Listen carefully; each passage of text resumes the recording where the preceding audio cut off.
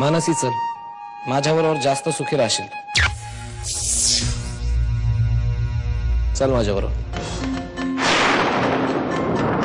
तिला हात लावलास ना तर त्याचे परिणाम खूप वाईट होतील. पॅराबोला नाही, तू निघून जा. मला तमाशा करायचा नाहीये इथे. माझा दादा झोपलाय. काय करणार आहेस तू? अरे तू तर ना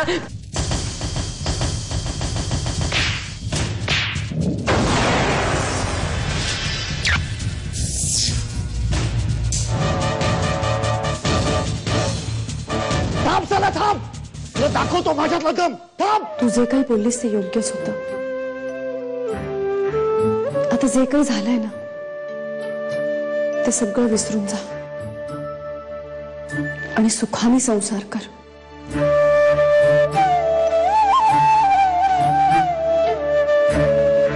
खरं तर ना मीच इथे राहण्याच्या लायकीची नाहीये. मी कुठेच राहण्याच्या लायकीची नाहीये. शांत शांत मानसी. कशी शांत? माझ्यामुळे आज घरात एवढा तमाशा झाला, मला एवढा मनस्ताप झाला. गेला ना तो आता. आता पुन्हा या घरात येण्याची हिंमत होणार नाही. आणि आलाच ना तर तंगड तोडून हातात देईन त्याच्या. हर्षवर्धन भोसलेला तुझ्यासारख्या मच्छराला मारायला 2 मिनिटं सुद्धा लागली नसती. अरे त्याचाच तर सपोर्ट आहे आपल्याला. त्याच्या मदतीशिवाय आपण काहीही करू शकत नाही. आणि तू तिथे जाऊन असा आगाऊपणा करून आलायस. त्याला जर का कळलं ना तर तो तुझा तर जीव घेईलच आणि माझ्याकडे पाठ फिरवेल. निरंजन, जर का आपल्याला काही कामं करता येत नसतील ना तर ती बिघडवू तरी नाहीत निदान. ताई पण ती मानसी. मी सोड आता तिचा विचार. एवढा मार खाऊन आला तरी अक्कल नाही आली तुला? तिचा तुला काही फायदा होणार नाहीये. काही उपयोग नाही तिचा तुला. वहिनी, अगं तुला कळवायचं राहून गेलं. दादा परत आलाय.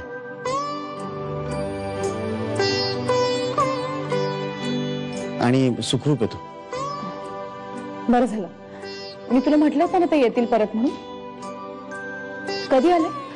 काल रात्रीच आलाय. थकलाय म्हणून झोपलाय तो आत्ता. माझं अजून काही नीट बोलणं झालं नाहीये त्याच्याशी. तो उठला की मी फोन करतो तुला. ठेव फोन. ओके. अच्छा. जे आई वडील मुलाला जन्म देतात त्यापेक्षा जे आई वडील मुलाला सांभाळतात तेच खरे, तेच मोठे. त्यामुळे शार्दूल तुझाच मुलगा राहणार आहे.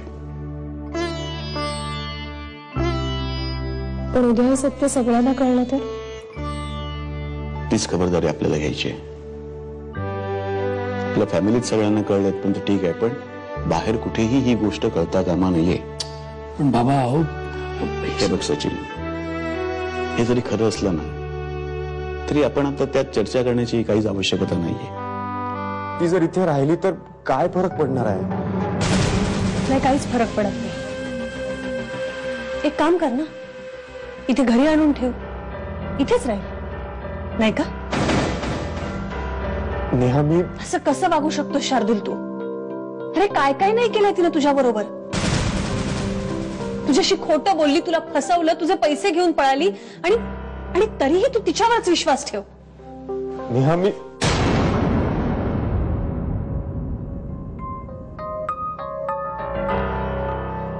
काका, मी तिच्यावर विश्वास ठेवत नाहीये. असू द्या, आपण बघूया नंतर काय करायचं ते. हे बघ, नंतर नाही आणि आत्ता नाही. ह्याच्या पुढे तू त्या बाईचा विचार सुद्धा करायचा नाहीयेस. त्या बाईचा विचार डोक्यातून काढून टाक. त्यातच तुझं भलं आहे.